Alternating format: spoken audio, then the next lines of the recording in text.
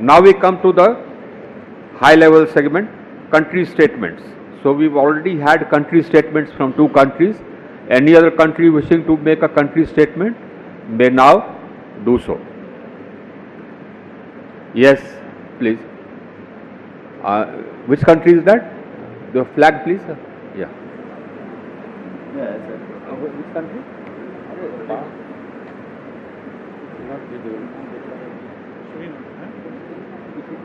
They can speak. Tanzania. Yes. Tanzania.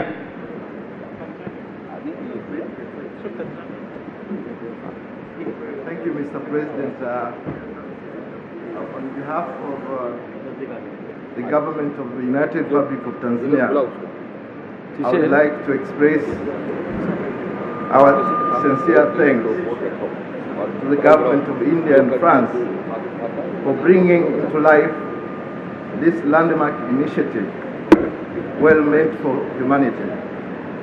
Indeed, it is heartwarming, and that the initiative has gained strong global support, and that there is nothing that can stop it from achieving the universal acceptance. This is heartwarming, Mr. President. Let me also express our gratitude to the government of India for the warm reception accorded to us and the generous hospitality. In the same vein, it would be a remiss on our part if we wouldn't pay special tribute to the interim ISA Secretariat for the groundwork they have done since the conception, the establishment, and the running up of this alliance. Our presence here today, Mr. President, signifies our full commitment and determination in support of the work of this organization. And we wish to express our sincere appreciation to ISA partner organizations for supporting this initiative, and we hope that they will continue doing so in so many years to come. Tanzania signed the ISA framework in Marrakesh in Morocco, and we are at the stage where I can confidently say close to finalize the ratification process. Mr. President, as required by the Tanzanian law, the ratification process of an international treaty such as the ISA Charter has to pass several stages, including the stakeholders consultation, the interministerial consultation, the cabinet approval, and finally the parliamentary scrutiny. But as I'm saying, the stage where we are so close to finalizing it. Mr. President, Tanzania is one of the solar-rich countries in the world, and yet it has not started reaping benefits of power generated from this resource. In fact, we are the country whose geographical location could not allow all our people to be connected with grid electricity, and yet the opportunity of using isolated solar and mini-grid solution is untapped. Our geographical advantageous position with enormous solar resources which could surpass most of the power resource currently in use, very little of utility scale has been developed, unfortunately. Our limitation to fully develop solar resources calls for strategic partnership with other countries and organizations. And it is for this reason that the government of Tanzania is keen, as I have said earlier, to become full member in not a distant future. Mr. President, I wanted to close by saying, by reaffirming Tanzania's commitment, full commitment to the work of ISA and our unwavering support to you, Mr. President, and the Secretariat. breaking the assembly. And in for parting, 15 minutes so that they can let me settle assure you, the Tanzania is vice not presidents only a and come back. preferred safari destination, They were but saying maybe. but also an ideal investment destined for those who are in a solar subsector. So as we say in Swahili, karibuni sana, meaning you are all welcome to invest, you are all welcome to venture tourist destination in Tanzania. I thank you very much, Mr. President. Thank you, Tanzania. Bangladesh. Thank you, distinguished President and the Co-President, Excellencies present here today, ladies and gentlemen. I'm pleased to join you all at the very first assembly of ISA, International Solar Alliance, at this historic city of Delhi. I would applaud the governments of India and France, both for the leadership and the novelty of the initiative. And I would like to thank United Nations for rightly recognizing the leadership and the initiative taken by both the leaders of India and France by conferring them Champion of the Earth Award. We are heartened to see the progress since the launching of the alliance in Paris in November 2015. I would also like to express my congratulations to the newly elected Director General Upendra Tripathi and like to thank him for his role as interim DG of IS for operationalizing ISA within a short span of time. And the Government of India for hosting this important meeting and excellent arrangements made here and for last couple of days as well. The ISA was established with a vision to create a common platform for cooperation among solar-rich countries lying fully or partially between the tropics of Cancer and Capricorn. And also I'd like to thank India for proposing the changes to expand its membership to invite and attract more countries to join this initiative, this noble initiative. I think ISA has been very successful in cementing that platform by initiating 5 programs in which all member countries, including Bangladesh, have participated actively. ISA has created a new avenue for its member states in their journey towards green, clean and sustainable energy. Ladies and gentlemen, very quickly I'd like to share with you the Bangladesh journey on solar energy. We are quietly reaching out to solar energy over the past 10 years. Bangladesh has made significant achievements in case of development of off-grid renewable energy supply. By now, over 5 million solar panel systems have illuminated households in remote parts of Bangladesh. Solar home systems, known as SHS, are providing electricity to around 12% of our population.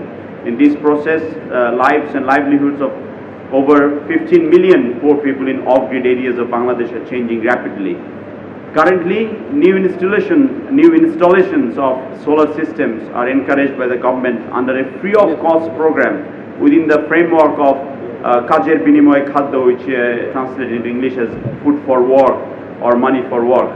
Thus, these solar systems across small and marginal households are crafting a new economics powered by renewable. Much of this is happening through community initiatives. With this pace, Bangladesh is likely to emerge as one of the largest solar nations globally. We see similar potential to realize in solar-powered irrigation pumps across Bangladesh, as mentioned initially by Mr. Tripathi earlier on this morning. We have also installed 1,000 solar water pumping systems in rural areas for irrigation. Further innovations are on the cards thanks to the people's interest as well as innovative forms of partnership. Bangladesh has planned to generate 2,500 megawatt of electricity from renewable sources, which will be around 10% of our total electricity production by 2021. Bangladesh is ready to share its innovation with other member states of ISA. Bangladesh has already shared her solar home system experience with dozens of African countries. We hope that Bangladesh's enthusiastic participation would make significant contribution to concerted efforts to the member countries of ISA. Dear friends, Bangladesh is very keen about ISA and its initiative. Honorable Prime Minister of Bangladesh, Sheikh Hasina, looks at it as part of her commitment to combat global climate change. Focus on solar energy is also about realizing Bangladesh's Vision 2021, that is to ensure sustainable energy for all. On our way to materializing our vision, ISA can play an important role by providing the knowledge, know-how for cheaper and reliable solar energy which may be affordable to all. Financing for technology development would be very crucial. Our reduced cost of finance would enable us to undertake more ambitious solar programs to bring development and prosperity for our people. Bangladesh expects the ISA would move simultaneously to reach the millions of who cannot get access to grid power, as well as to increase share of renewable energy in each country's energy mix. Through the ISA, we can collaborate to invest substantial amount of investment that is required for development and transfer of solar technology. It is also required for the development of productive capacity in the member countries. I hope our collective approaches will help ISA in fulfilling the expectation of the people of the member state. And last but not the least, I would like to thank Honorable Chair, Minister Mr. Singh, yourself for your passionate chairmanship of this meeting. I thank for all of you for your kind attention. Thank you. Bangladesh, Australia, and then India, then Malawi, and then Tuvalu. Yeah. Australia, then India, then Malawi, then Your Excellency. Kiribati. Yeah. Your Excellency, the Honourable Minister Singh, Acting Co-President Mr. Bennett, Ministers, distinguished guests, ladies and gentlemen. On behalf of the Australian Government, I'd like to begin by congratulating the governments of India and France on receiving the Champions of the Earth Award, the UN's highest environmental honour. Our sincere thanks go also to the hard work undertaken by their governments, the ISA Secretariat, ably led by Mr. Tripathi, and all those participants whose efforts have contributed to this historic occasion, the First General Assembly. We believe that Australia has a strong role to play in the ISA. We are on track to meet our domestic renewable energy target, which is over 20% by 2020. And as noted by our Governor-General at the founding summit earlier this year, Australia stands ready to share the experience and expertise from our government, industry and research capabilities to assist in the implementation of ISA programs.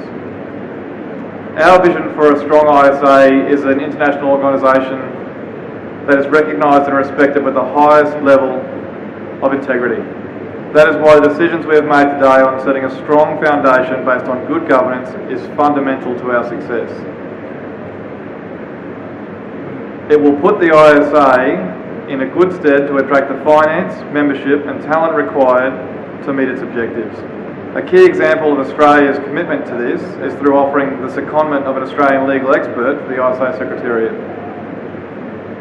Australia is fortunate to have a well-developed solar industry, which has a diversity of experience across the rooftop PV, remote and off-grid systems, mini-grids and increasingly larger scale industrial solar projects. This experience has allowed us to undertake many projects in our region as part of our climate and aid funding. For example, expanding access to on and off-grid systems in Papua New Guinea, helping communities to access clean and reliable energy in Tonga, and solar electrification projects in Kiribati and other islands that are saving money by reducing dependence on imported petroleum. Our research capability is world-leading, and we expect that our technological advances will continue to contribute to the reduction in cost of solar technologies. Our innovative companies are also looking at other sectors that can benefit from solar technologies, such as through concentrating solar thermal for the production of industrial heat and steam.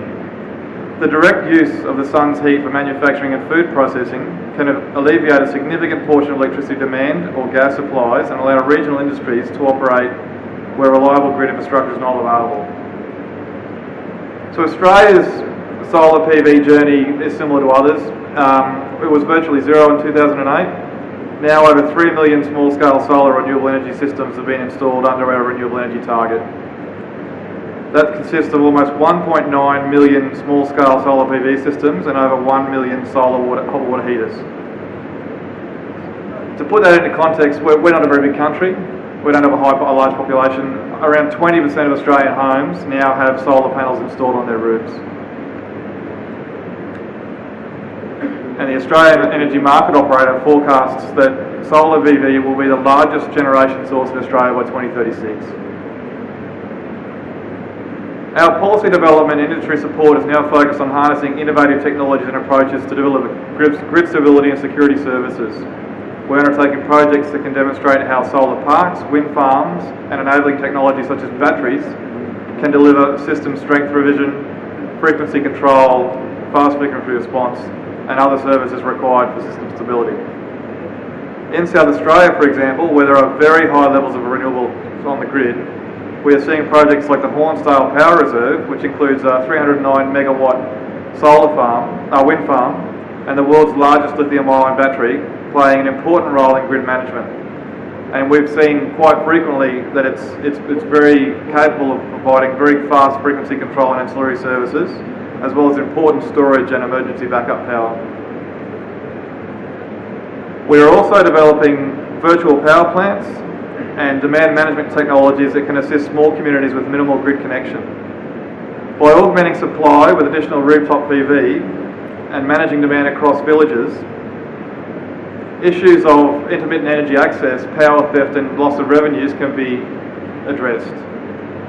Further collaboration on energy access for poverty reduction continues to be undertaken through our University of Queensland, who recently held a symposium here with IIT Delhi. I think it was just last week. We encourage members to utilise the Australian Government's funding of the Clean Energy Solutions Centre. That was highlighted in one of the presentations today, which will provide access to free expert advice, webinars and capacity building for policymakers on solar and finance topics. These are some examples of how we stand committed to support the ISA, and through capacity building, sharing our experience on technology and policy issues we've dealt with along the way. And we also think that our learning in these phases can allow other countries to leapfrog and go straight to the newer solutions. We also hope to provide support to the ISA through knowledge sharing. Members can gain valuable insights through our accredited equipment lists for countries that may not have capacity to develop their own standards for testing and monitoring systems. Mechanisms we have developed to ensure only accredited solar panels are installed. Our model for government support of the solar industry and the associated policy adjustments needed to enable integration of renewables onto the grid. A couple of key examples are the Australian Renewable Energy Agency, which has supported the commercialisation and uptake of solar in Australia through grants, and that's now to the stage where a range of these large solar projects no longer need grants or support. We also have the Clean Energy Finance Corporation, which is a government initiative which provides finance to support innovative clean energy projects that would not normally be attractive to commercial lenders because they're too risky. So, in conclusion, we look forward to working with ISA and its members to roll out the programs and to enable the deployment of solar technologies at scale. Thank you. Thank you, Australia. India. Thank you, President. President of ISA Assembly, His Excellency Shri R.K. Singh, Co-President of the ISA Assembly, Excellencies. It is a great pleasure and privilege for India to host the first assembly of the International Solar Alliance. We welcome you all. On 2nd October 2015, India submitted intended nationally determined contribution working towards climate justice document to the United Nations Framework Convention on Climate Change.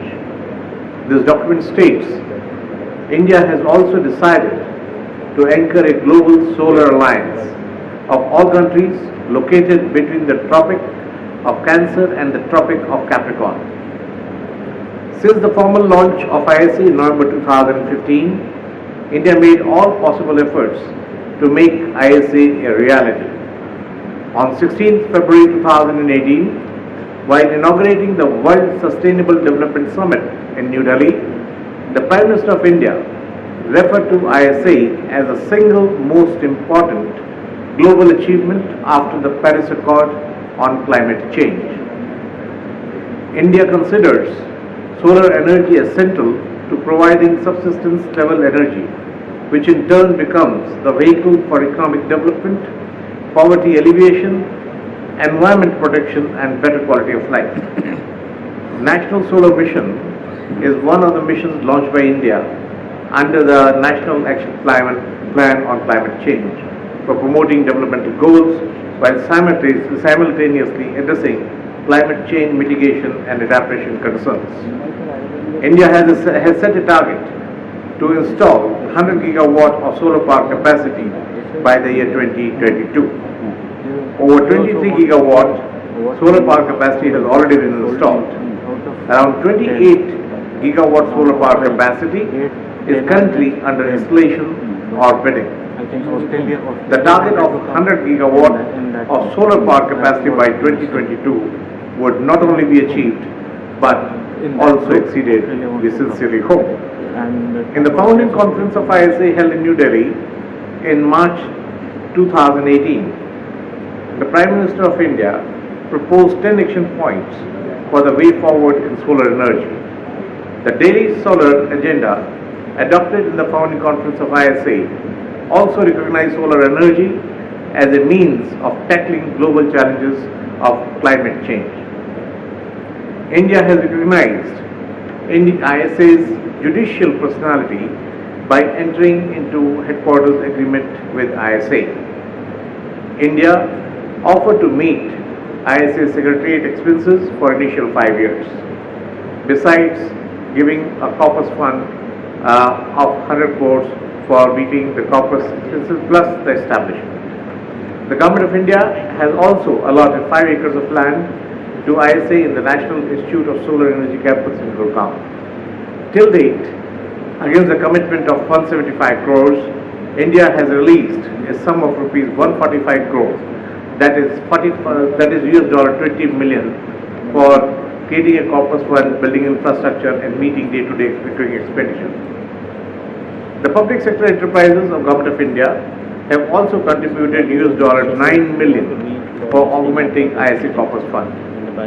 Besides, the Ministry of External Affairs Government of India has set aside $2 billion for solar projects in Africa out of Government of India's $10 billion concession line of credit for Africa.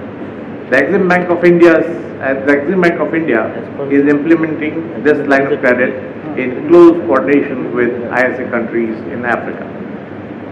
India considers ISA a major initiative for putting solar energy in the global agenda and will continue to work for realizing the ISA vision for promoting energy security and achieving universal energy access at affordable rates. India takes this opportunity to invite the prospective countries of the ISA that are yet to sign the ISA treaty to join ISA and become part of the global energy transition and the solar energy revolution. I would conclude by invoking Sun, considered a god in Indian Vedic tradition. This verse is recited to pray to the sun god, which has millions of rays and is the Lord of works. As it goes, Om Ehi Surya Dev, Sastransho Tejo Rashi Jagpate, Anukampaya Ma Bhaktya, Grahanadharya Divakara, Om Suryaya Namah, Om Adityaya Namah, Om Namo Bhaskaraya Namah. Thank you for giving this opportunity, Mr. President. Thank you.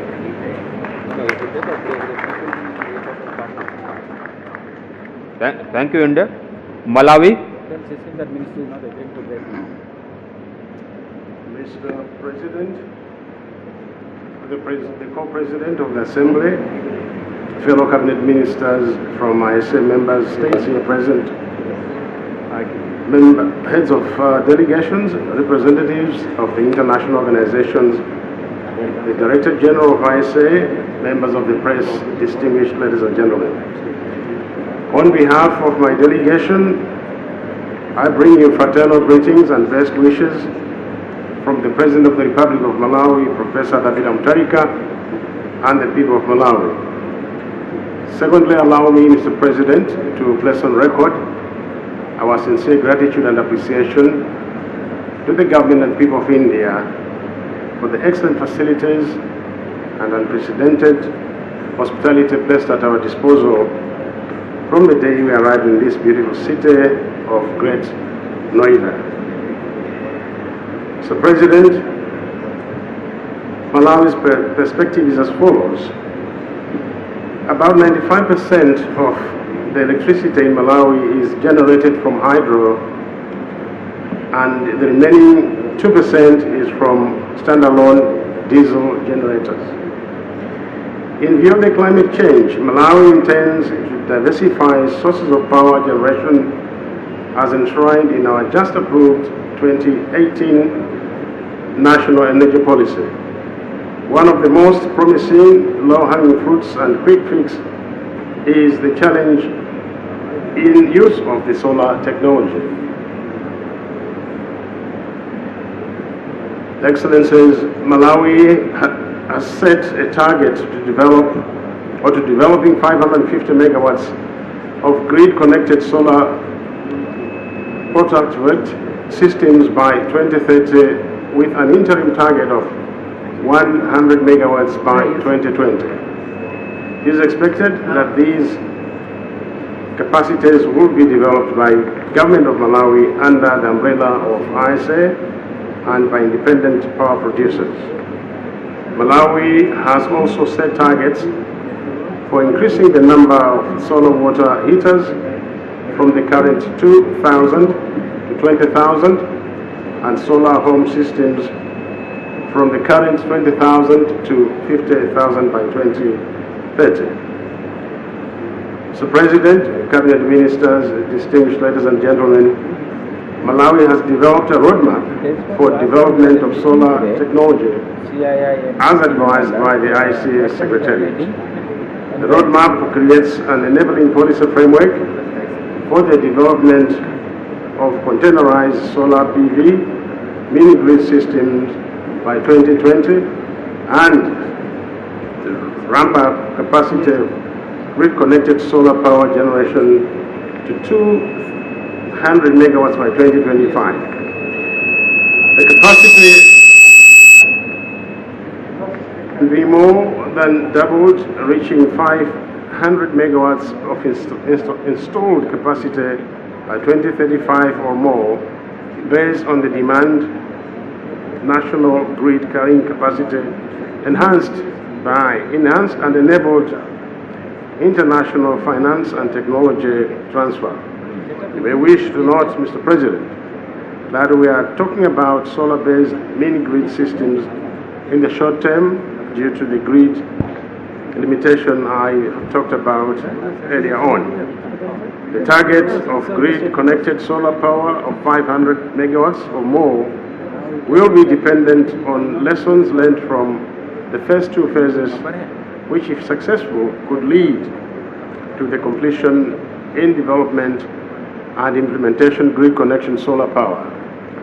The transition could be appropriately upscaled based on availability of international finance and technologies.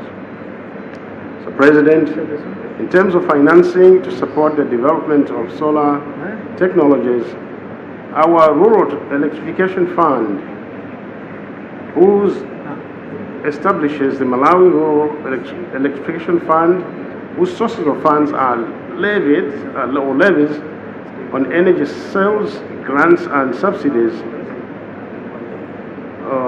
and donations and governmental fund allocations are responsible for our Malawi Rural Electrification Program. The fund is responsible for financing and the managing of rural electrification projects in the country. The fund could be used to support some solar projects in the country. Let me assure this Assembly that Malawi will make every effort that she contributes and at the same time benefit from the International Solar Alliance.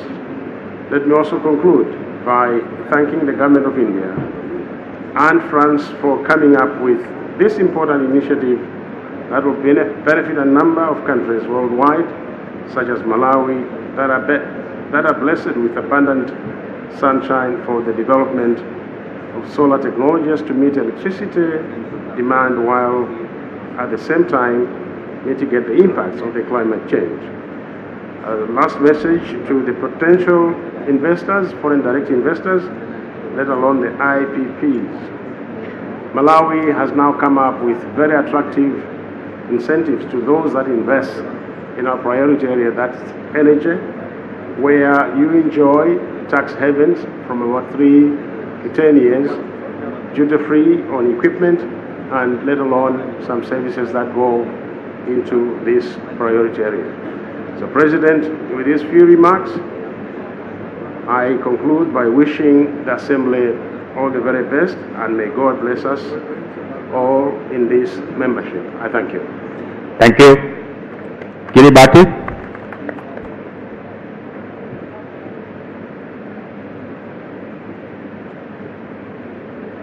Kiribati. Thank you. India and France, as presidents and co-presidents of ISA, Director General of ISA, my fellow energy ministers, distinguished guests, ladies and gentlemen, I'm Nabaran Mauri, and a very warm greetings to you all. I am very honored on behalf of the government and the people of Kiribati to say a few words in regards to our journey in the solar field. At the outset, let me begin by congratulating Mr. Tripathi as the Director General of ISA, and commending the government and the people of India for the great efforts in developing clean and affordable energy for your people. I also would like to warmly thank the governments of India and France for their efforts in establishing the International Solar Alliance. We come together here as energy ministers to this great country of India in support of ISA, and therefore I want our global community to put together our resources and make solar energy the power of the future. I urge the global community through ISA to focus heavily on new investments in solar, as well as emerging technologies in the field of solar energy to be able to power our homes, our cities, and provide a sustainable renewable energy source to each of our countries. The adoption of these technologies is critical to achieving a better future for our people and for the world. We need rigorous effort to make solar technology affordable for the people of the world. With the ISA leading these efforts and assisting many developing countries, just as Kiribati, to gain that success is commendable. You are not only leading the effort to improving solar energy, but as a result, it will improve the living standards of our people. If you look at Kiribati, it is a country that relies heavily on expensive imported fossil fuel for its energy needs, from electrification to transportation and household uses for lighting and cooking. Energy is the key driver for Kiribati's economic and social development, and it's very crucial for my country to adopt a most cost-effective energy solution to cope with the increasing energy needs for our people. In 2009, Kiribati completed its energy policy, followed by our renewable readiness assessment in 2012, and by 2017, we completed the Kiribati Integrated Energy Roadmap.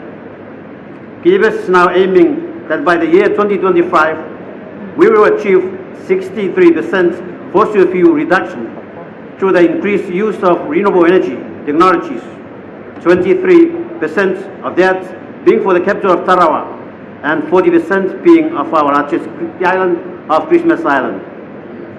As of right now, solar is the only source of renewable energy installed across the country, with average of 5.9 kilowatts per square meter per day of solar radiance throughout the year, and therefore Kiribati is considered a very rich country as far as access to sunshine is concerned. We must be resilient in our energy transformation efforts by changing the pattern of energy use from fossil fuels to renewable energy, and cost-effective strategy to our energy solutions through the integration of renewable energy sources from wind, ocean, and solar. Kiribati is already an option for many of our people who do not have existing access to power. Kiribati is working with many of our partners, such as Taiwan and India, to provide solar lighting to rural communities that don't have access to power or cannot be connected with the national grids in the medium to long term. I salute this great effort by our partners for lighting up the lives of our people in the rural communities by harnessing the power of the sun. We know that the economic value of solar is improving every day. At utility scale, solar power offers a bright, sustainable future for our people. It is increasingly becoming cheaper and definitely cleaner than diesel generators and more reliable than the grids. It's extending the grids. It can be deployed more rapidly to those who don't have access to power than by extending to the grids. When coupled with backup batteries, it is projected to be the dominant electric power source of the future. Kiribati cannot achieve its renewable energy targets without cooperation and partnership with regional and international organizations. Our membership in the ISA is vital and will benefit my government in achieving renewable energy targets. We are indeed honored to be associated with the ISA and looking forward to work hand in hand in the coming and foreseeable future. Excellencies, I close my remarks by restating Kiribati's absolute commitment to ISA to foster another clean power solution. To conclude with the traditional blessings of the Maori, the Roi, and the Lavamua, meaning health, peace, and prosperity. Thank you for your attention. Thank you, Kiribati. I was noticing that we have 19 more requests to go through, 19 more countries who want to say something. Now, I would request that all those who have written speeches may not read out the entire speech, they may table the speech, we will include it in our record, and in their intervention, the Honorable Minister may just give the main points. Then we will be able to conclude all the 19 countries at an affordable, by about 7:30 or 8. So those who have written speeches may please not read out all the speech. They may just give the main points, and the speech may be tabled. We will include it in the record. Ghana.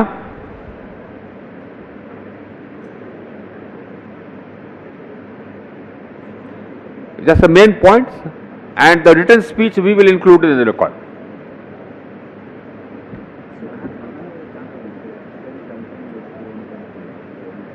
Ghana, where's the Ghana? Yes. Thank you, Mr. President, for the opportunity. Mr. President, Mr. Co-President, and the newly appointed Director General of ISA, Mr. Upendra Tripathi. We would first of all like to thank the government and the people of India and France for the leadership position you've taken in bringing the ISA into being. We'd also like to thank the good government and the people of India for the warm hospitality accorded the delegation from Ghana.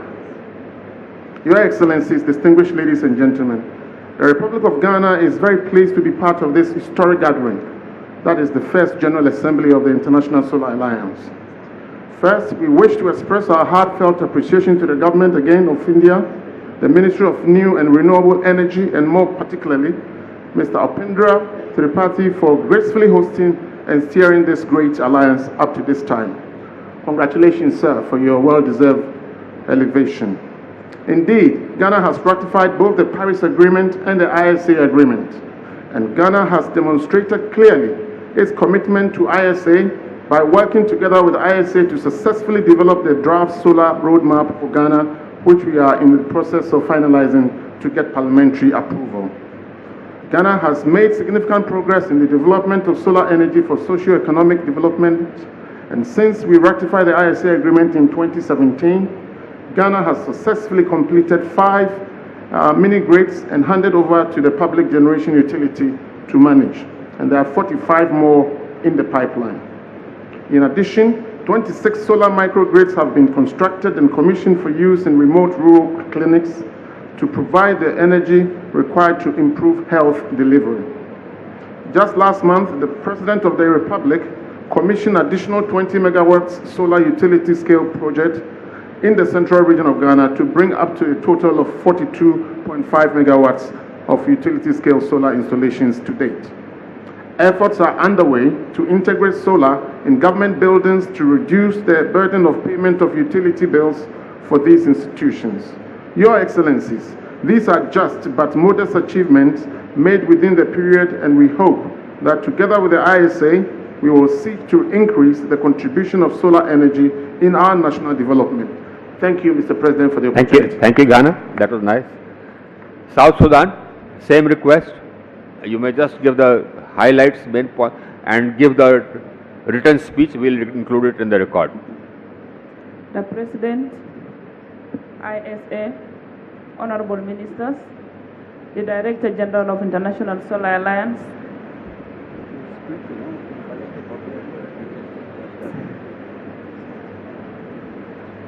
distinguished guests, ladies and gentlemen, I would like to take this opportunity to express our gratitude and thanks to the government of people of India for the warm hospitality accorded to my delegation and for hosting the first General Assembly of the International Solar Alliance in this beautiful city of India. I also would like to bring greetings from the President of the Republic of South Sudan and its people. I also like to congratulate the newly appointed confirmed Director General of the ISA. South Sudan is among the first countries that signed and ratified the International Solar Alliance Agreement framework, where the alliance was unveiled during COP21 in Paris, and is now embarking on developing its renewable energy sector.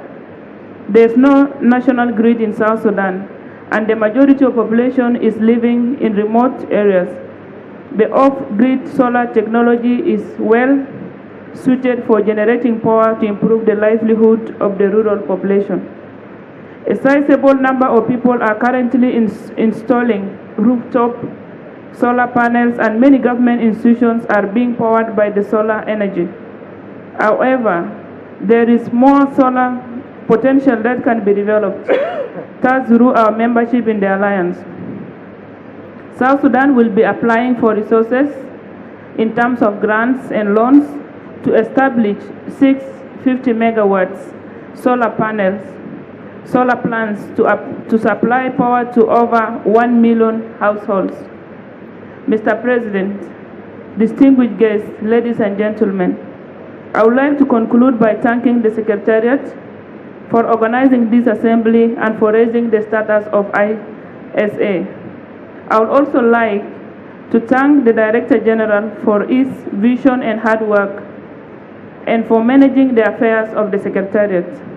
South Sudan will actively implement the programs of the Alliance and will endeavor to have over 50% of its power from the solar energy. Thank you for listening. Thank you, South Sudan. Very short and sweet. Sudan.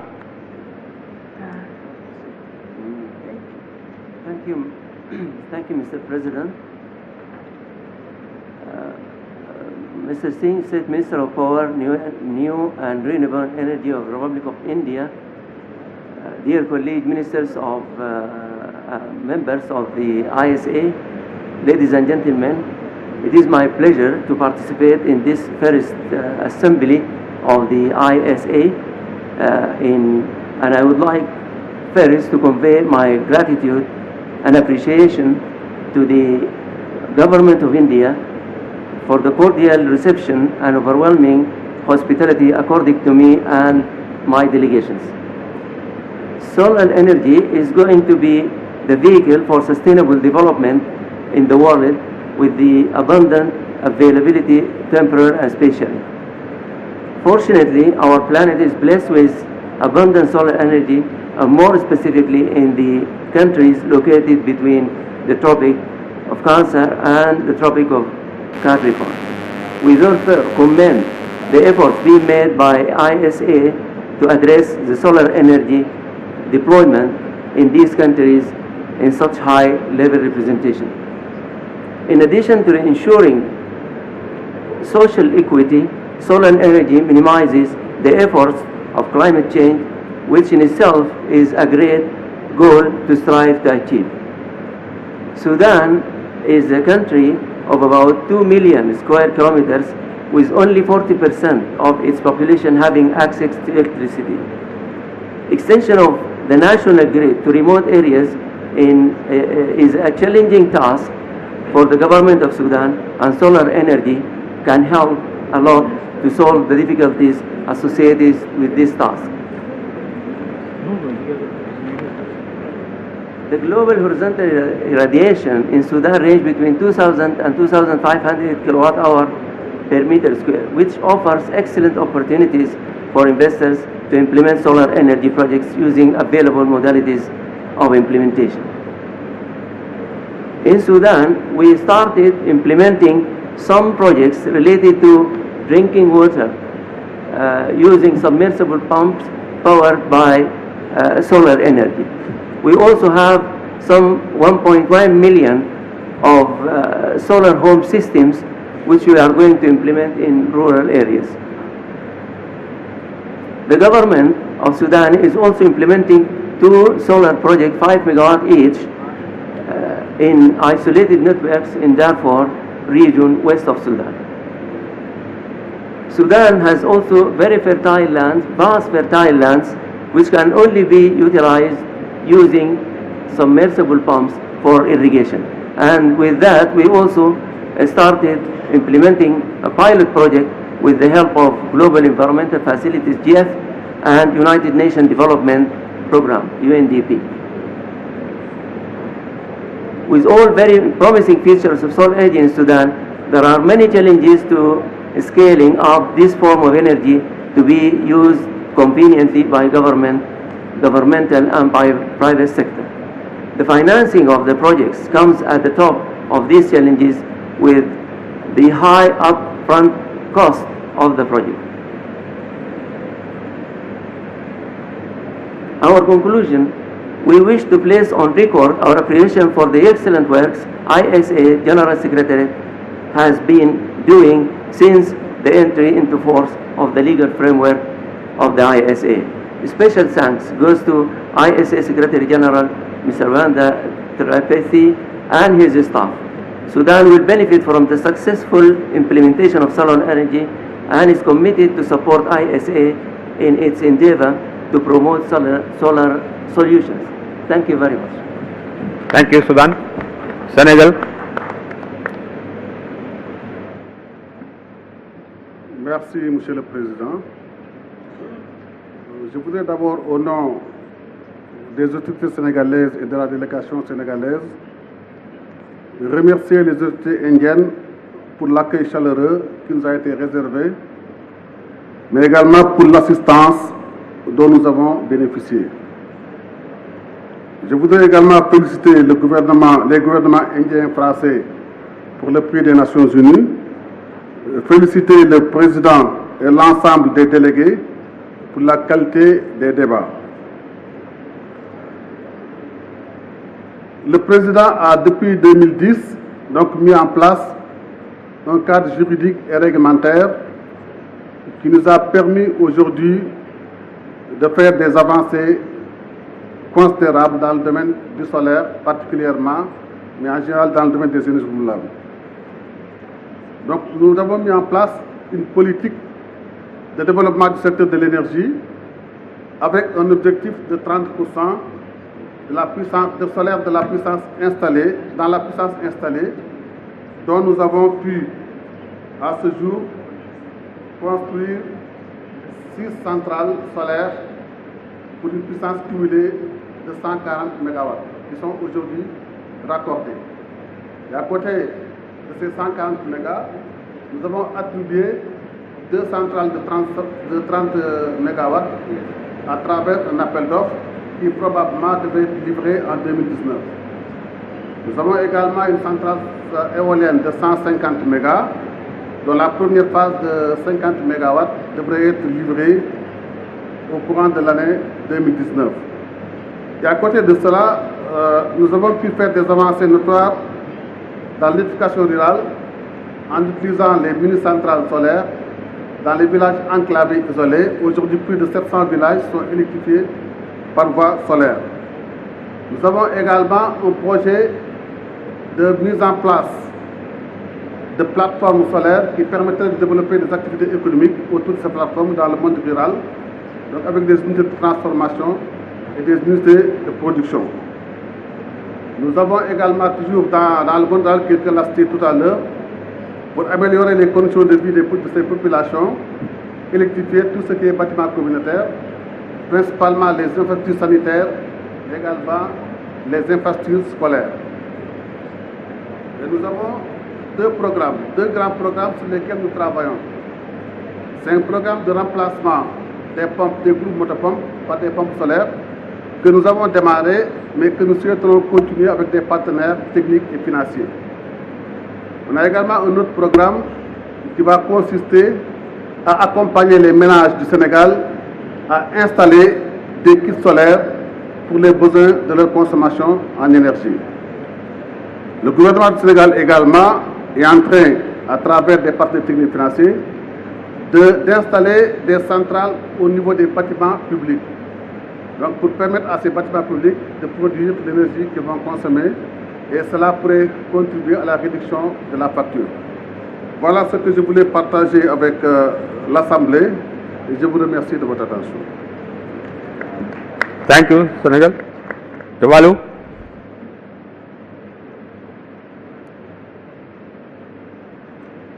Mr. President, Co-President, Excellencies, ladies and gentlemen. Mr. President, it gives me great pleasure on behalf of the government and people of Tuvalu to address the first ISA General Assembly and to congratulate you on your appointment to the presidency of our first ISA session. Tuvalu has full confidence in your leadership and that together with the ISA Secretariat support to further advance our work. Tuvalu also reaffirmed its commitment to the noble values and principles of the ISA, of which it has high pride to be a member since we joined in the year 2017. Tuvalu acknowledges warm hospitality that the government and the people of India has accorded to us. Mr. President, we applaud the leadership and commitment by the government of India and France, especially Prime Minister Modi and President Macron, in establishing the International Solar Alliance. Mr. President, Tuvalu has set a target of 100% renewable energy in the electricity supply sector by 2025. This target is included in our national determined contribution under the Paris Agreement. We are making great progress in achieving this target. Setting such an ambitious target is very important for high vulnerable countries like Tuvalu. Currently, Tuvalu has 30% of its power generation sourced from solar power, and this will translate to improve our carbon footprint. This renewable energy covers will increase to 43% in 2019 with the completion of World Bank Renewable Energy Project funded by the World Bank. Tuvalu is seeking ISA financial and technical support for Tuvalu to achieve its energy policy for 100% power generation from clean energy, including solar, by the year 2025. Tuvalu strongly believes that our collective efforts to achieve the Agenda 2030, secure global energy security, prosperity will be safe compromised unless we all battle together to address climate change. Thank you, Mr. President. Thank you, Tuvalu. Keep the word. Keep the word.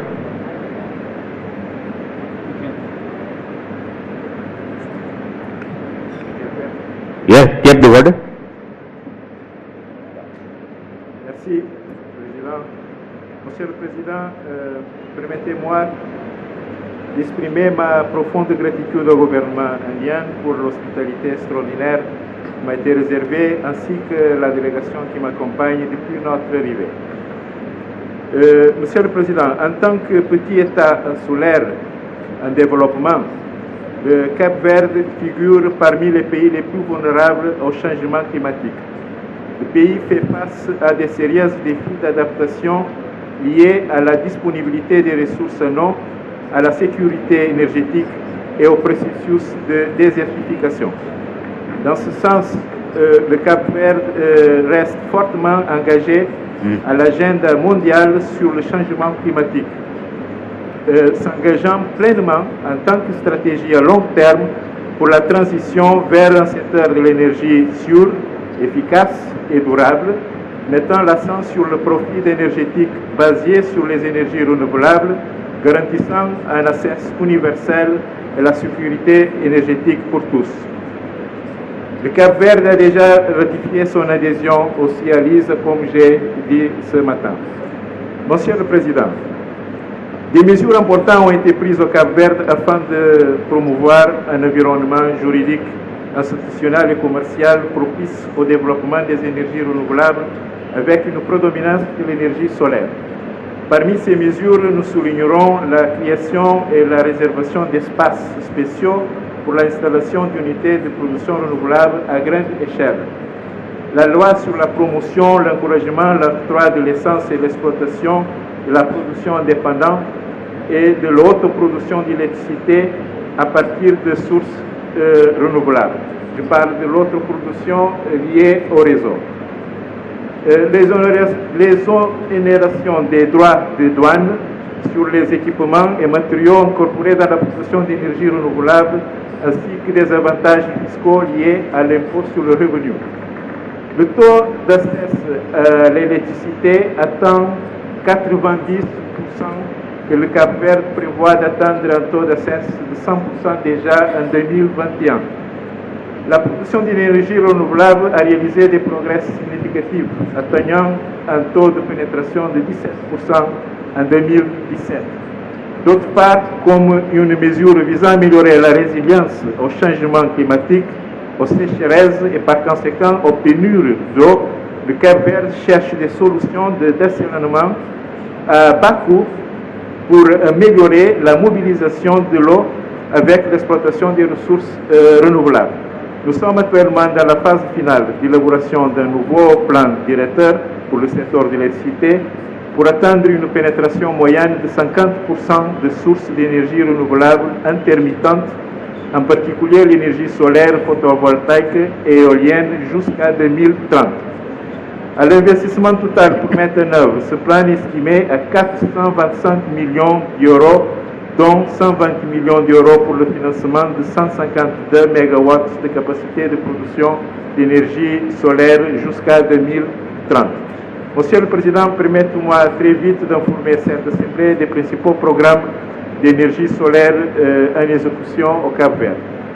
Programme de promotion des opportunités socio-économiques en milieu rural, dont l'objectif est de contribuer à l'amélioration des conditions de vie des populations rurales pauvres et qui consiste à convertir les systèmes de pompage diesel en solaire. Programme régional de formation professionnelle financé par l'Union européenne couvrant les pays de la CEDEAO par la biais du CIRMI, Centre pour les énergies renouvelables et de la maintenance industrielle du Cap-Vert. Le programme vise à former des centaines de cadres de la région ouest africaine dès 2018 en créant des bourses de formateurs aux technologies de l'énergie solaire photovoltaïque.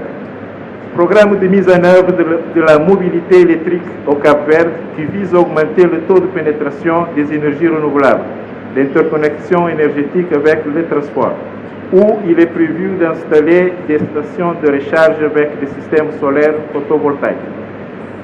Monsieur le Président, cela c'est ce que très vite je voudrais partager avec l'Assemblée et vous remercier beaucoup pour votre attention. Thank you, Cabinet Order. Afghanistan.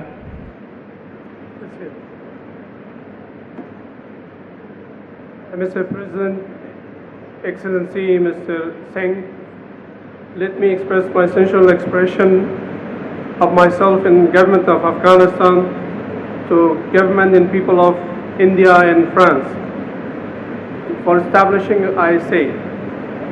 Let me congratulate Mr. Trapi for his selection as the first General Director of ISA.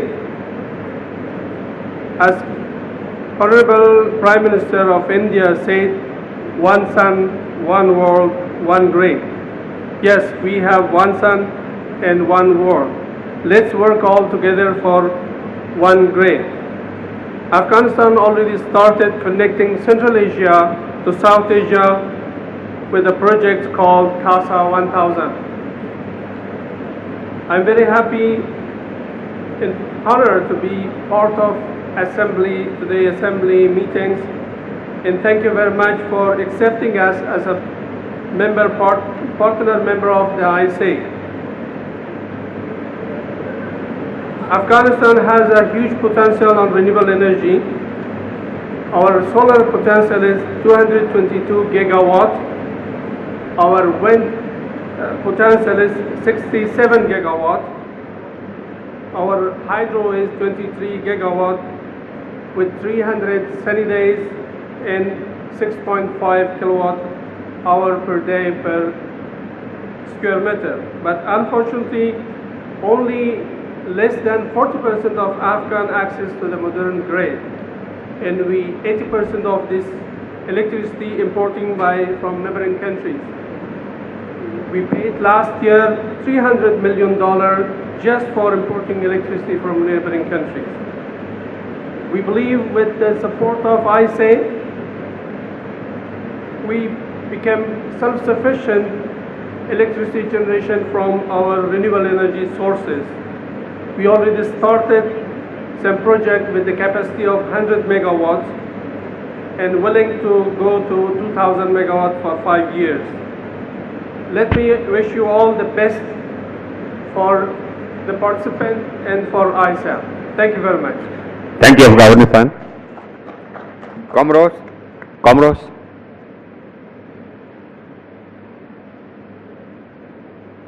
Excellence, Monsieur le Président, Co-Président, chers délégués, je tiens à exprimer au nom du gouvernement comorien les sentiments de gratitude au gouvernement et au peuple indien pour l'accueil chaleureux et fraternel qui nous a été réservé.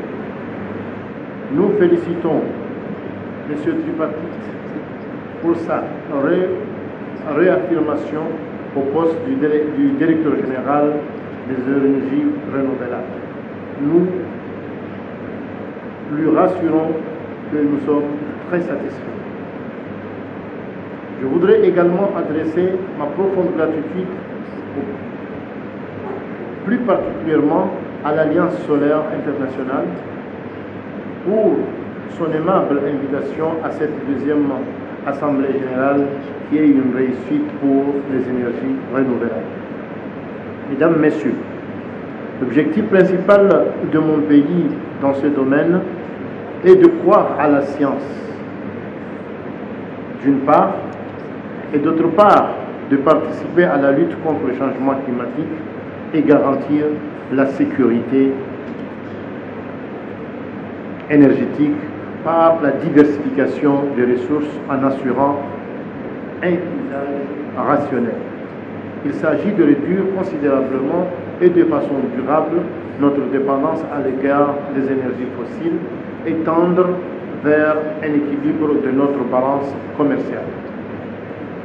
Pour développer ces nouvelles ressources énergétiques, mon pays met en place des cadres juridiques et des infrastructures appropriées pour les énergies renouvelables afin de lutter contre le changement climatique. À l'heure actuelle, le président de la République a signé le décret d'application de la loi sur la libération de la production des énergies renouvelables. Au plan des infrastructures, des réhabilitations des microcentrales hydrauliques en cours, ainsi que la mobilisation de fonds pour les infrastructures géothermiques. Les contrats pour les installations des centrales solaires photovoltaïques dans l'ensemble des 3 îles sont d'ores et déjà signés. Mesdames et Messieurs, je saisis cette occasion pour adresser nos sincères remerciements à nos partenaires au développement du secteur,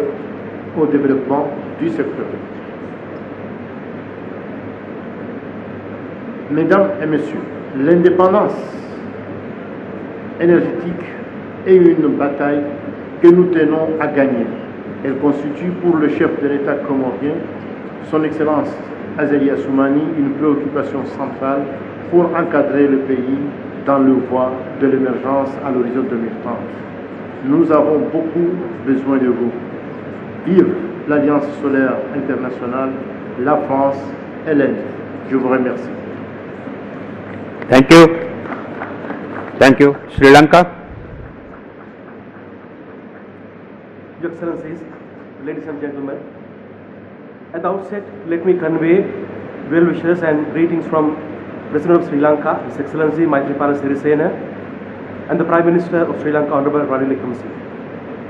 We are happy to be here, and our sincere appreciation goes to the Secretary General and staff of ISA for organizing first assembly of ISA in an efficient and effective manner. I'm sure that we will have very fruitful and meaningful deliberations on the matters pertaining to the region. The deliberations will provide ample opportunity for region to exploit the renewable energy potential, which will extensively support global clean and sustainable energy development agenda. The cooperation between Indian Ocean Rim Association and International Solar Alliance will be a good opportunity for the regional countries to embark on programs to reach common goals, especially the solar energy development in the region. Your Excellencies, in the aftermath of the 21st conference of the parties of the United Nations Framework Convention on the Climate Change, the most of the countries ratified their nationally determined commitments towards global greenhouse gas emission reduction targets. With this global commitment, as well as with the technological developments in the recent past, an opportunity has been created for a paradigm shift in environmental related technologies. Dear friends, Sri Lanka, being a country near the equator, is blessed with abundance of solar and wind resources, and we have planned to develop these resources through various strategies ranging from solar rooftop program to large scale projects such as energy parks in the near future. In terms of solar power development, 400 megawatts is targeted by 2020. Already we have achieved 200 megawatts. And 1000 megawatts is targeted by 2025. That's basically 50% of the total requirement. Under the long-term electricity generation expansion plan, the government has given the fiscal initiatives through tax exemptions for renewable energy projects. It's zero tax for renewable energy. Corporate taxes of the renewable energy developers have been reduced from 28% to 14% to the 2018 budget proposals. As we do not have necessary financial strength for the investment in renewable energy, we have gone for a credit line facility of $50 million from the ADB. Further, a credit line facility of $100 million from Indian government. Thank you very much. Thank you, Sri Lanka. Rwanda. Sorry, sir. Which was initiated at His Excellency President's visit to the International Solar Summit last year, which is being processed now. From the technological point of view, being a small island nation, our electricity grid is not connected with any other national grid. This results in limitation of absorbing more and more renewable energy resources due to technical limitations. While addressing these technical and economical limitations, we have set up an ambitious target of meeting 50% power generation using renewable energy by 2030 and 100% by 2050. On the other hand, plans are already underway to shift the thermal power generation using cleaner fuel such as LNG that will create more grid opportunity in the grid for solar and wind. Sri Lanka is a firm believer in regional and sub-regional connectivity, not only in the area of electricity, but also in other spheres of human activities such as movement of people, goods and services, transport, so that the end result would be to harmonize all our activities through most economical, sustainable and efficient resource allocation. This will address the burning issues of environmental concerns in particular and sustainability of our planet in general.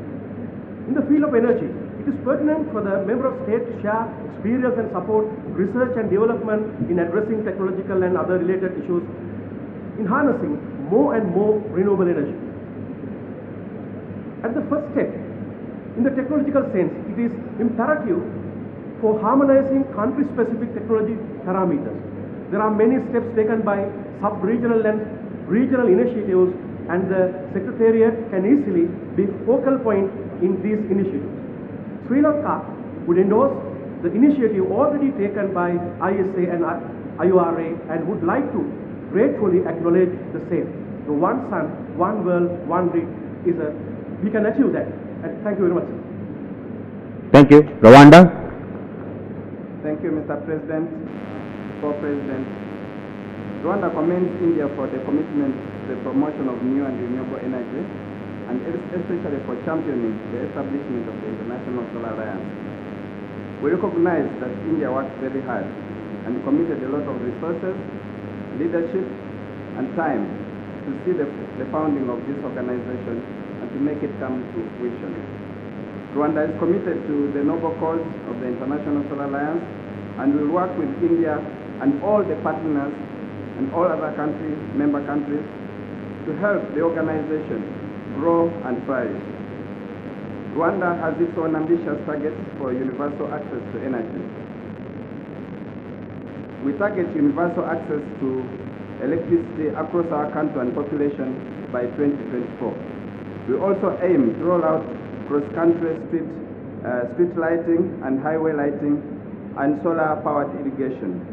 To achieve this, solar energy and specifically on-grid and off-grid solar solutions are at the top of our priorities. We recognize that India has developed solutions and models that significantly lower the cost of solar energy. We also know that the International Solar Alliance, in its emphasis, has undertaken a lot of initiatives to increase financing and access to resources and technology to roll out solar energy. We are committed to working together to ensure that we can achieve this ambitious energy access goal. I would like to conclude by congratulating Mr. Upendra Tripathi on his election on his nomination as Director General, and also on the successful holding of this first General Assembly of the International Solar Alliance. We look forward to working together with you. Thank you very much.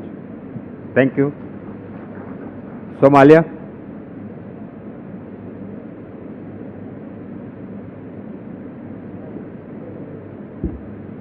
Mr. President, Honorable Ministers, Excellencies, ladies and gentlemen, on behalf of His Excellency Abdul Aziz Mohammed, Minister of Energy and Water Resources of the Federal Republic of Somalia, I would like to thank His Excellency Rajkumar Singh, Minister of Power, Renewable Energy, Government of India, for inviting for the Federal Government of Somalia, Energy Ministers, Member States, and also the dialogue partners to this historic first Assembly of International Solar Alliance and the second IORA Renewable Energy Ministers meeting, as well as the Global Reinvest.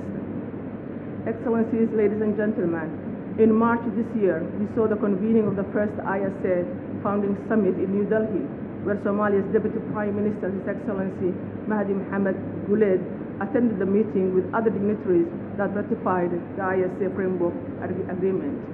Somalia is not only a proud founding member of the International Solar Alliance, but also has ratified the ISA Framework Agreement. Federal Republic of Somalia is also a signatory to the Paris Agreement and regularly emphasizes the high priority places on addressing climate change and in moving forward with the international community in implementing the international initiatives, agreements, and forums, including more recently at COP in Bonn. Somalia is indeed a solar-rich country that is situated between the Tropic of Cancer and the Tropic of Capricorn, meaning that Somalia enjoys over 310 days of sunny. That's why we call Somalia is the whole year summer. Makes Somalia ideal for generating clean energy through solar that has so far remained untapped. Solar energy systems have been installed in different parts of Somalia and being used. This is a huge step toward the progress, and Somalia is showing the world that even after the decades of war, the importance and the need of the solar energy in Somalia. Excellencies, under the leadership of the President Mohamed Abdullahi Farmajo, the federal government of Somalia is keen and committed to meet our climate objectives while also fueling economic growth and employment. With that note, the federal government of Somalia is making strides in including the use of renewable energy across the country and has incorporated these efforts in aligning our National Development Plan, energy, and strategies to indicate of the Global Sustainable Development Goal. The Federal Republic of Somalia is also committed to empowering principles agreed, the ISA, which is built on a partnership and a common endeavor for a more interconnected, interdependent, and prosperous world. In conclusion, I wish to congratulate the ISA for organizing the first ISA and also congratulate the new DG, Mr. Tripathi, who have done such a wonderful job while he was interim.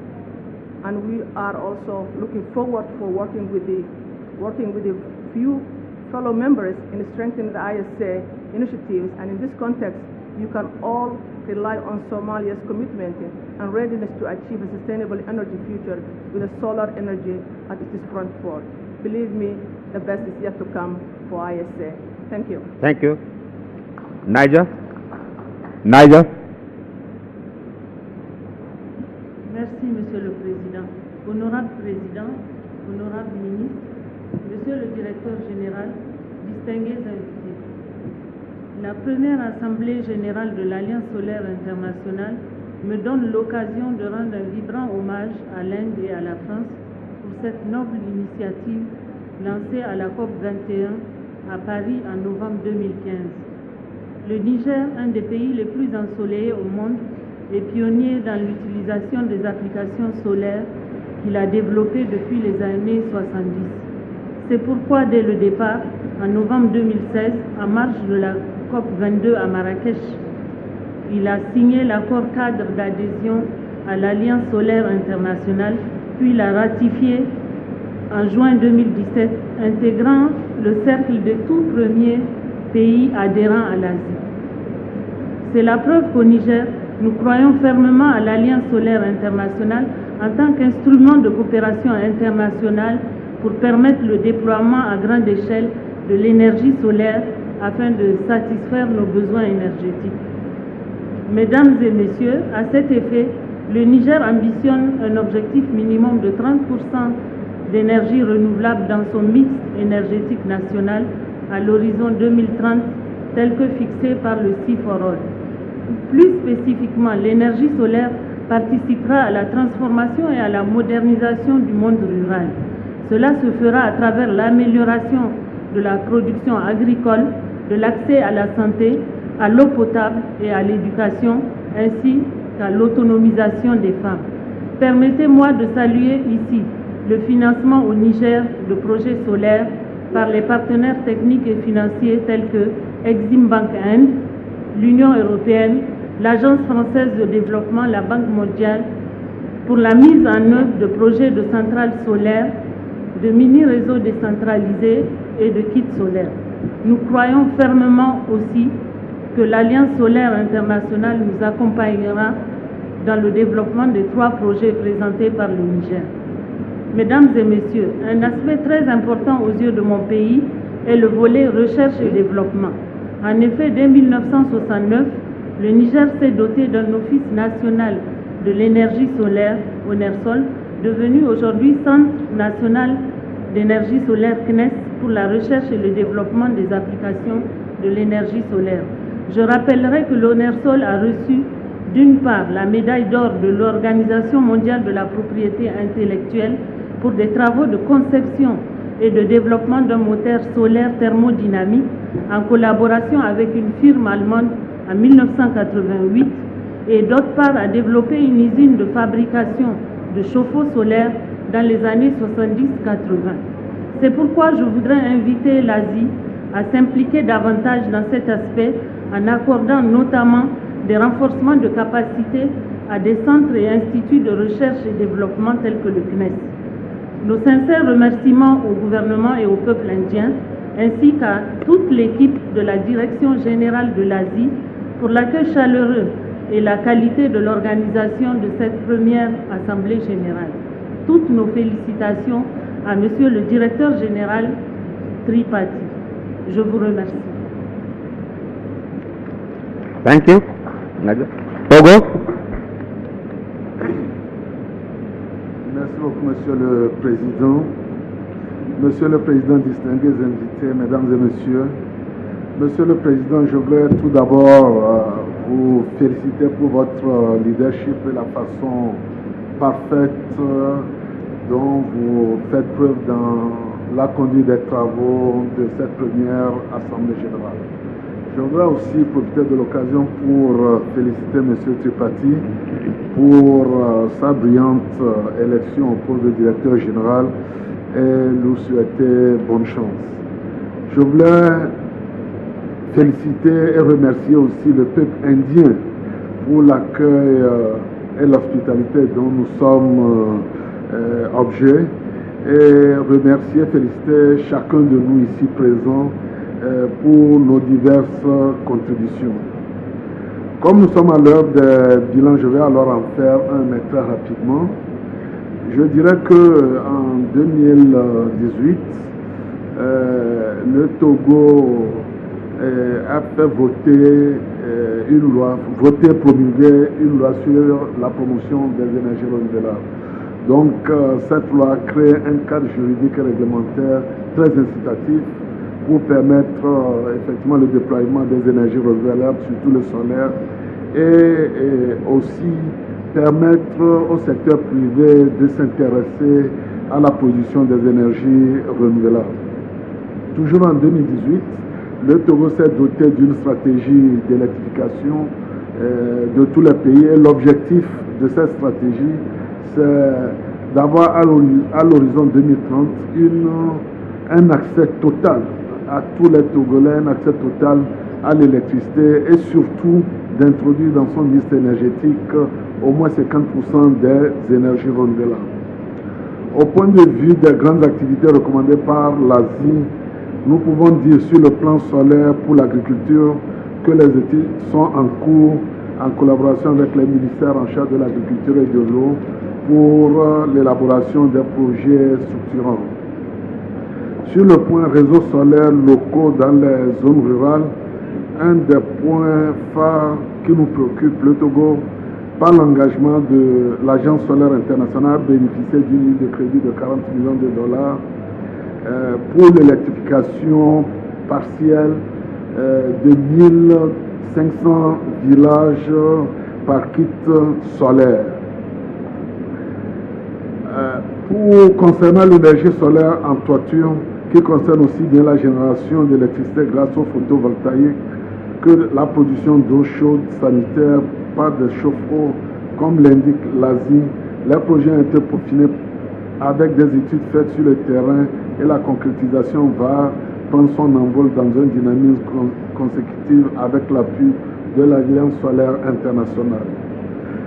Nous pouvons dire sans hésitation que les programmes retenus par l'Agence solaire internationale sont sur de bons rails au Togo et mon pays, le Togo, s'en félicite. C'est ainsi que la population togolaise est fière de l'Alliance et s'en réjouit déjà des retombées. Cette population remercie l'Agence solaire internationale pour sa bonne volonté d'accompagner davantage le Togo pour la mise en œuvre totale des projets déjà élaborés pour le compte. Je vous remercie. L'essentiel vous sera envoyé au secrétariat de l'Alliance. Merci beaucoup, Monsieur le Président. Thank you, Togo. Benin.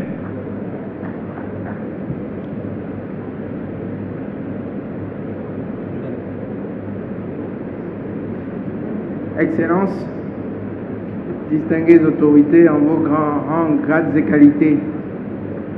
Tout d'abord, merci et félicitations. Félicitations au père fondateur de l'ISA et particulièrement à l'Inde pour son leadership et l'accueil chaleureux dont nous avons fait l'objet ici présentement. Et toutes mes félicitations particulières au nouveau directeur général fraîchement élu. C'est avec beaucoup d'enthousiasme que le Bénin s'est engagé aux premières heures de la création de l'Alliance, à adhérer donc à l'Asie en signant son accord puis en le ratifiant dès le début du mois de mai 2018. Par cet acte, mon pays marque son engagement à contribuer à l'accès durable aux services énergétiques modernes par les énergies renouvelables, en particulier l'énergie solaire.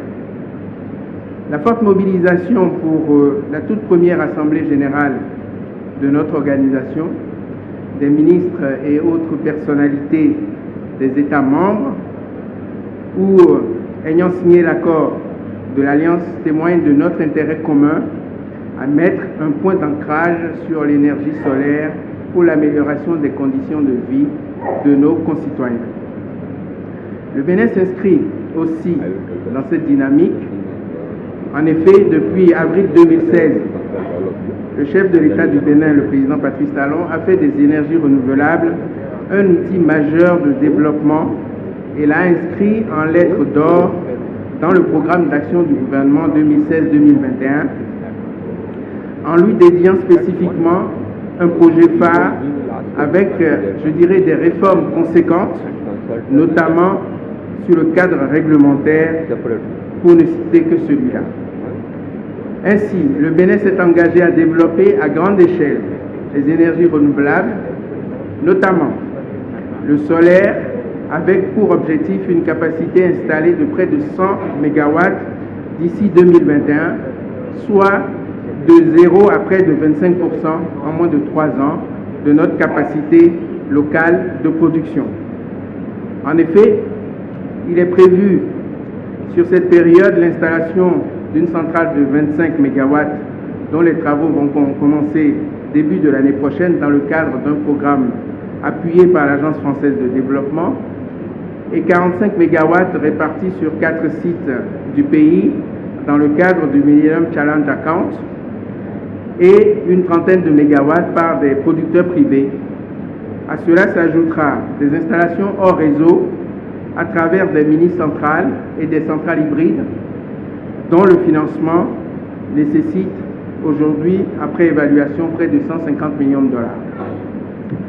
La structuration de ces projets dans nos pays fait appel à la mise en place de nouveaux modèles afin de sortir, je dirais, des paradigmes habituels qui n'ont fait que ralentir la mise en œuvre des initiatives innovantes au service du développement de l'accès à l'énergie moderne.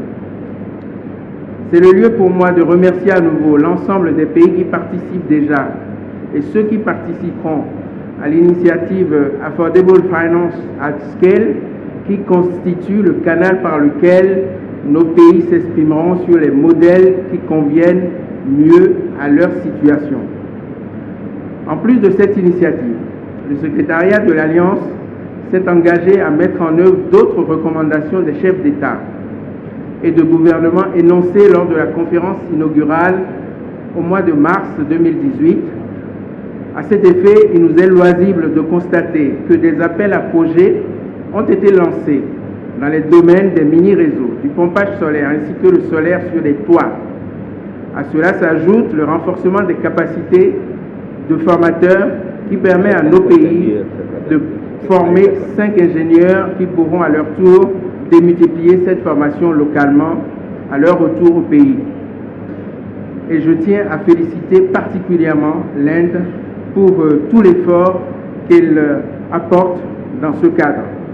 Car, comme nous le savons tous, la capacité des hommes et des femmes qui auront en charge ces actions dépendra donc la pérennisation de toutes ces actions au bénéfice de nos concitoyens.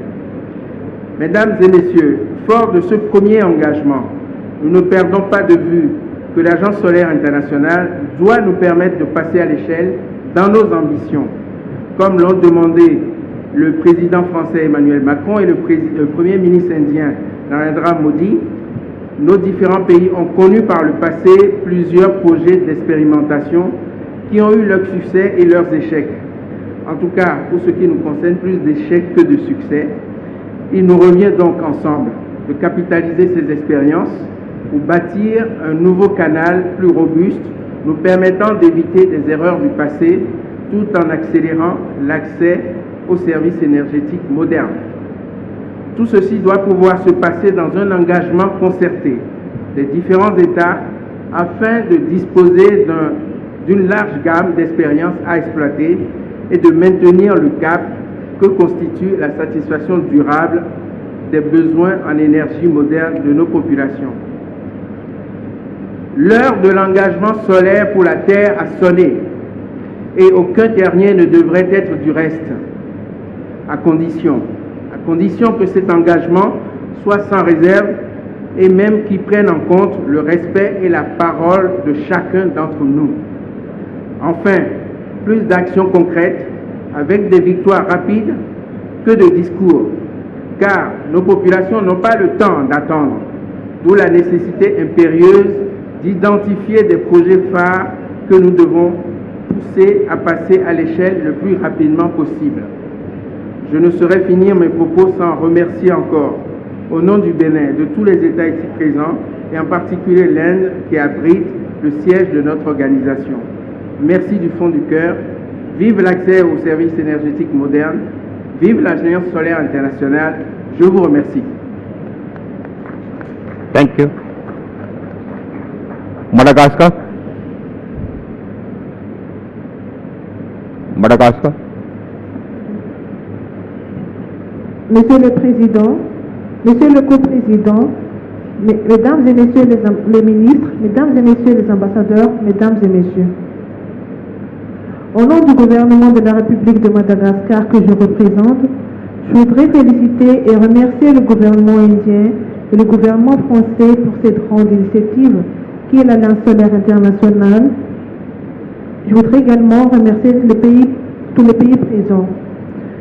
Je tiens à féliciter Monsieur Tripathi Upendra pour son élection en tant que directeur général de l'Alliance solaire internationale. Je voudrais rappeler que Madagascar a adhéré à l'Alliance solaire internationale en 2016. En effet, mon pays a signé l'accord cadre de l'Alliance en novembre 2016 durant la 22e conférence des parties de la Convention cadre des Nations Unies pour le changement climatique, COP22, à Marrakech. Et Madagascar a ratifié l'accord cadre en mars 2018.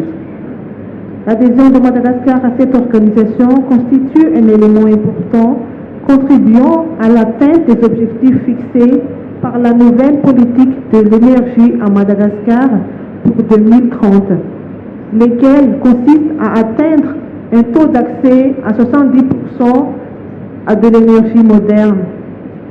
En ce qui concerne le secteur énergie à Madagascar, il est lieu de faire savoir que le taux d'accès de la population malgache à l'énergie est à 54% en milieu urbain et 6% en milieu rural.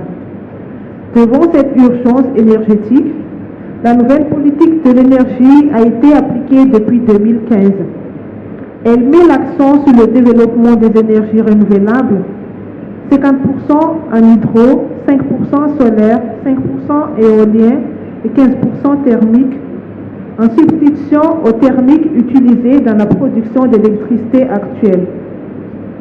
L'Alliance solaire internationale est donc une initiative que Madagascar tient à cœur. Madagascar possède un potentiel en ressources solaires avec 2800 heures d'ensoleillement. Mais cette ressource reste peu exploitée de par sa cherté. Concernant le déploiement de l'énergie solaire à Madagascar, pour le réseau on-grid, nous sommes actuellement en phase d'hybridation de toutes les centrales thermiques de la Société nationale d'électricité. Solaire, thermique, groupe à plus de 40 millions mégawatts. Donc, 40 mégawatts. Pour les mini-réseaux ou le système individualisé dans les zones rurales, de nombreux projets d'énergie renouvelable existent. Solaire, diesel, solaire, groupe, solaire plus biomasse, mais encore peu développés. Il y a existence de plusieurs unités de petites centrales solaires en kilowatts. Avec l'Alliance solaire internationale, les programmes dont Madagascar fait partie sont les suivants. Programme 1 concernant le mini-grid dans les zones est et nord-ouest avec 505 kW. Programme 2, le rooftop, en Tanarive dans la capitale malgache avec 130 kW. Programme 3, le solar decentralized application dans les zones centre, sud-ouest, nord-ouest avec plus de 50 MW. Les performances de Madagascar en matière d'énergie renouvelable concernent entre autres le cas de grands projets d'hydroélectricité en cours qui sont prioritaires et d'environ 500 MW. Le cas de la première ferme solaire de 20 MW avec Gruniello, qui est la plus grande centrale en Afrique de l'Est. Ceux-ci sont des centres de projets encourageants, mais restent toutefois insuffisants. Nous lançons donc un appel au gouvernement français et indien, ainsi que tous les partenaires techniques et financiers investisseurs du monde entier, à une réelle et significative contribution de la transition énergétique de Madagascar en 2030, telle que spécifiée par l'Alliance solaire internationale. Les projets que nous souhaitons développer concernent surtout l'hybridation des centres thermiques existantes qui sont environ 35 MW. Il y a également l'électrification rurale dans 3 régions du sud pour plus de 15 MW. Et enfin, il y a le programme de Barefoot College, qui est la formation des femmes solaires ingénieurs. Notre principal défi est donc la transition énergétique, mais également l'abordabilité de l'énergie, et la sécurité énergétique, et enfin la durabilité. Pour terminer, nous réitérons la volonté de Madagascar à collaborer avec tous les pays membres et partenaires de l'Alliance solaire internationale pour arriver à promouvoir ensemble le développement de l'énergie solaire. Je vous remercie de votre attention. Thank you. Seychelles.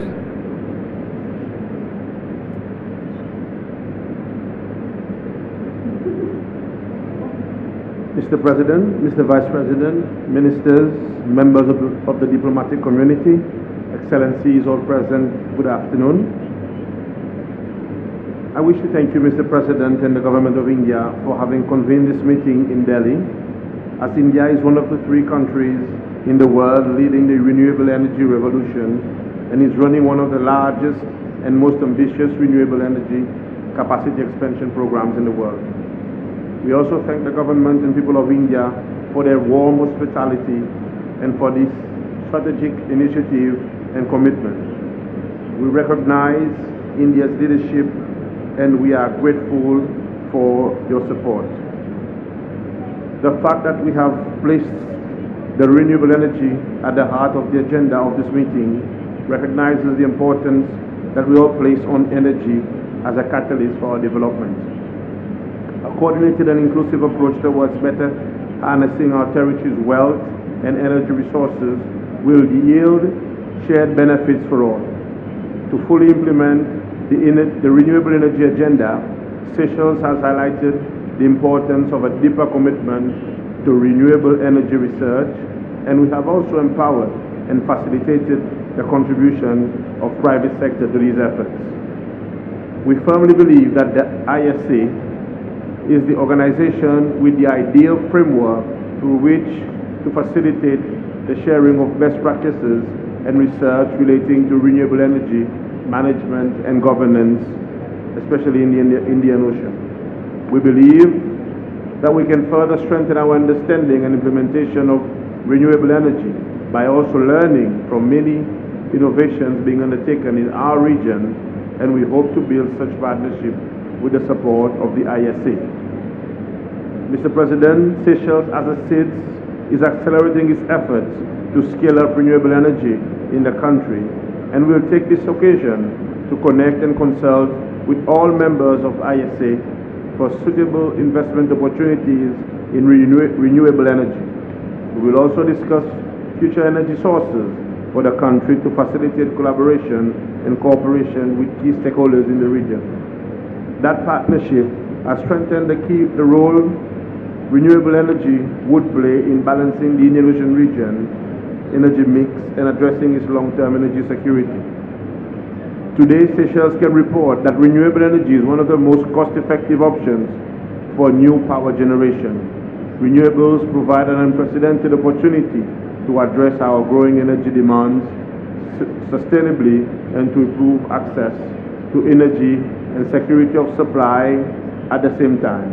As we all know, the renewable energy market is growing and commercially attractive at both large and small scales, particularly for states like Seychelles that burn petroleum products for electricity. So therefore, renewable energy offers cost-cutting benefits for member countries of the Indian Ocean region as well. Also, the role of independent power producers in the renewable energy sector is quite encouraging. Through the launch of a tender for the right to develop, finance, own and operate a 5 megawatt floating grid connected solar PV plant in one of the lagoons in Seychelles. The tender and project will represent a path-breaking opportunity for the eventual successful bidder, as it will be the first utility-scale floating solar PV project in all of Africa, and it will be one of the first saltwater floating PV plants in the world. Let me now, Mr. Chair, elaborate on progress made in Seychelles in terms of scaling up renewable energy programs. The aim of our policy is to have 15% renewable electricity produced by renewable by 2030 and at least 100% by 2050. Between 2017 and 2020, we will have put some 15 megawatts of renewable into the total energy mix, mostly from solar power. We are updating our policies in this regard as well. In concluding, I would like to express our sincere gratitude towards the government of India for being a partner of Seychelles in our endeavor to increase the use of renewable energy sources in our country. We also express our full support and commitment to the ISA. I thank you for listening. Thank you. Côte d'Ivoire.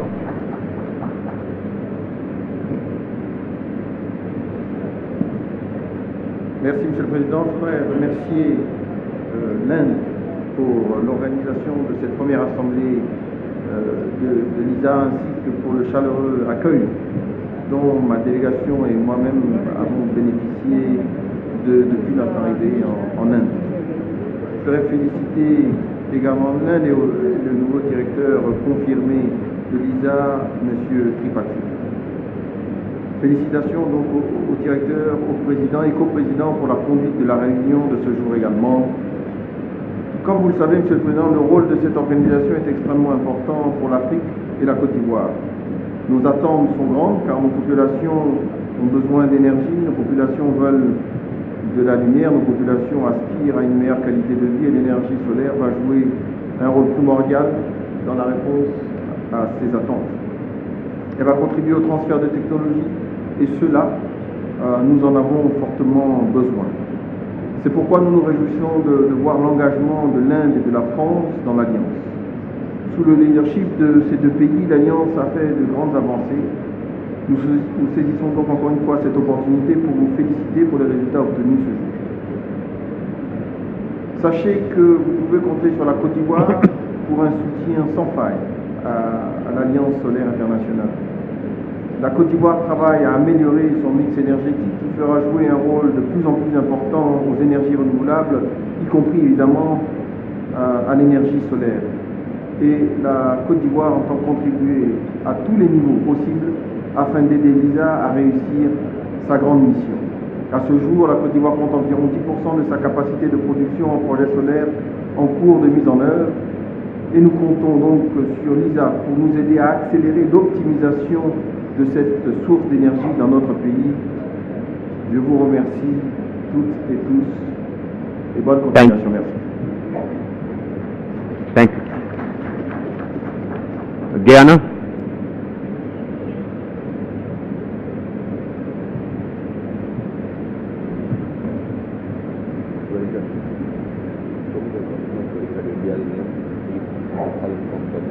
Mr. President, Co-President, Director General, Your Excellencies and Ministers, distinguished ladies and gentlemen, and delegates. It is a pleasure to be here today to address this distinguished audience at the first assembly of the International Solar Alliance. This assembly is a significant milestone in the global response to the threat of climate change, and I thank the International Solar Alliance, under the leadership of the then interim Director General, for forging ahead and bringing us together to advance solar power. I firmly believe that renewable energy development will support a sustainable and diversified pattern of energy supply. which will be a fundamental component for fostering economic prosperity and competitiveness in the future while combating climate change. We have committed to develop a mix of wind, solar, biomass, and hydropower to supply both the demand of the national grid and the energy requirements for towns and villages in Guyana's hinterland, notably with adequate and timely financial support. Our National Development Strategy, the Green State Development Strategy, GSDS, will soon be finalized. It articulates Guyana's long-term development agenda towards a green economy and provides the overarching framework in which the national energy policy will be integrated. One of the central themes of the strategy is the transition towards renewable energy and greater energy independence, as the strategy also places significant emphasis on ensuring the full delivery of a modernized energy sector with an increased mix of clean and renewable energy resources. The Guyana government is also acting on the charge given by His Excellency President David Granger for the public sector to lead the way in transitioning towards greater renewable energy use. Consequently, in 2017, the government commenced a renewable energy program for the installation of about 1 megawatt roof-mounted grid-connected solar PV systems for 70 government buildings. The program continues in 2018 with the installation of 2 MW of new solar PV on 90 public buildings. Further, Guyana will commission its first solar PV farm with an installed capacity of 400 kW in 2018 and has already advanced plans for solar mini-grids and utility-scale solar PV farms for the national grid. In addition, the government of Guyana has also created fiscal incentives for developers, such as tax and excise duty exemptions for renewable electricity equipment and cooperation tax holidays for importers of items for wind and solar energy investments. The government of Guyana is committed towards achieving a green economy and advancing the transition to renewable energy development will remain at the forefront of national priority. The presentations and discussions today will no doubt serve to foster greater collaboration and information sharing and guide Guyana on its green development pathway. I thank you very much, and I wish this new body all success in the near future. Thank you. Thank you. Yeah. Now,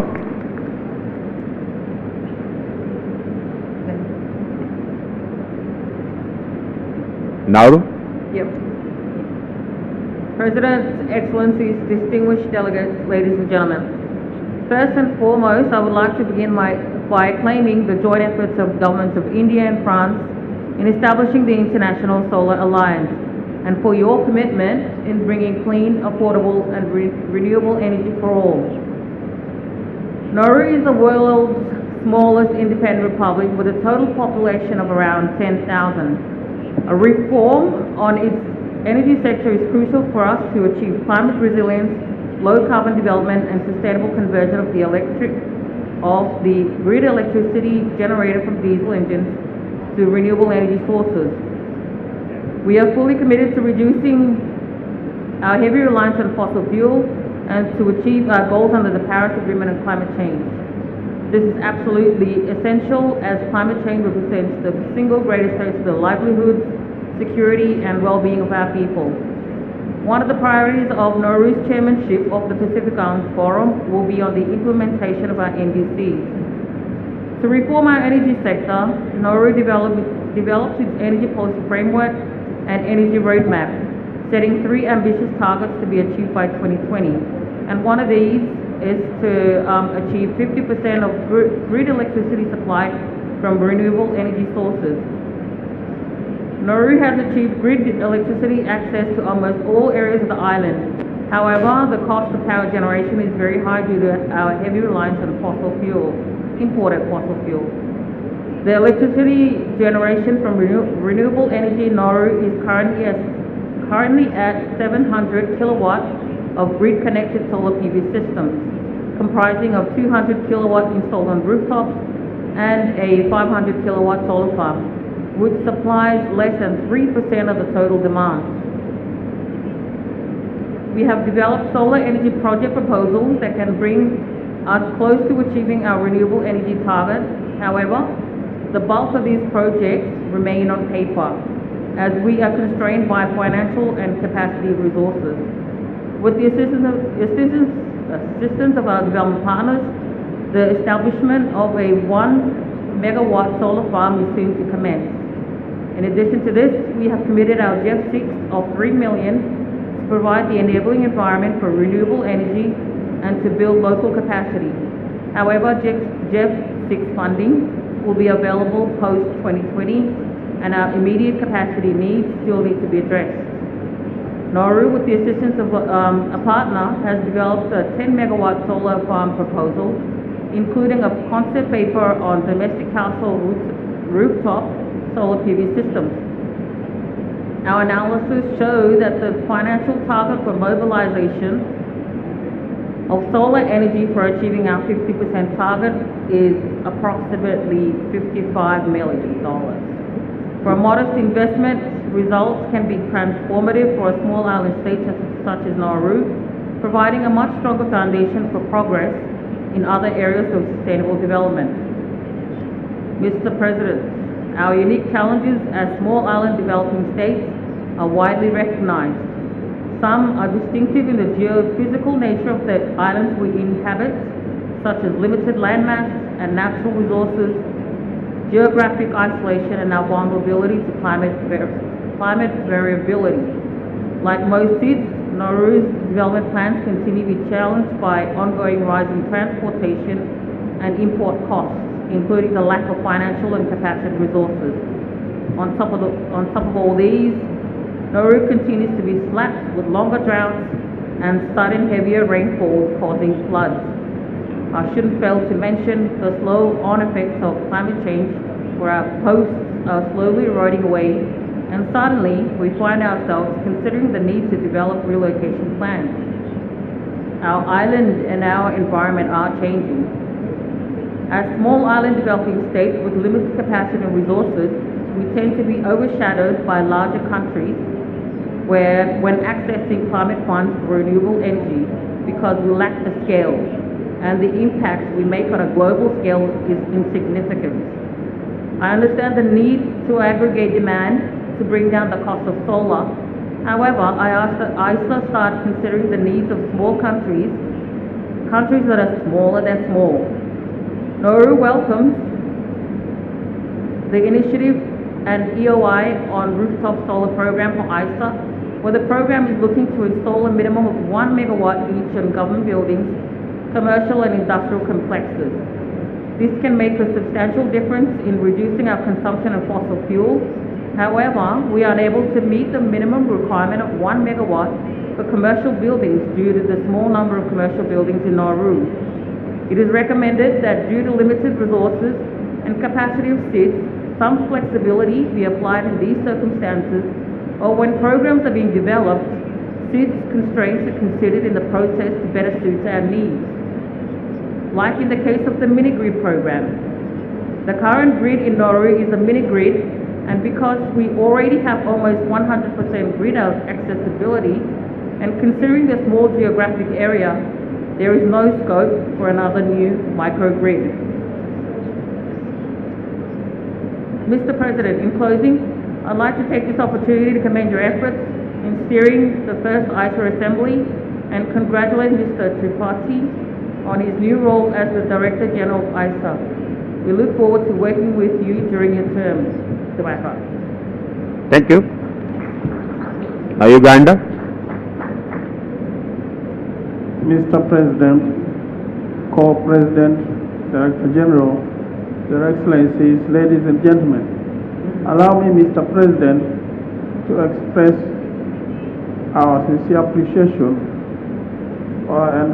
for the hospitality accorded to us since we arrived in this beautiful city of New Delhi.